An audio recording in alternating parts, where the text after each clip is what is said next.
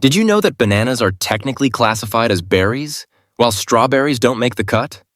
It's a surprising twist in botany, as bananas develop from a single flower with one ovary, whereas strawberries are considered aggregate fruits.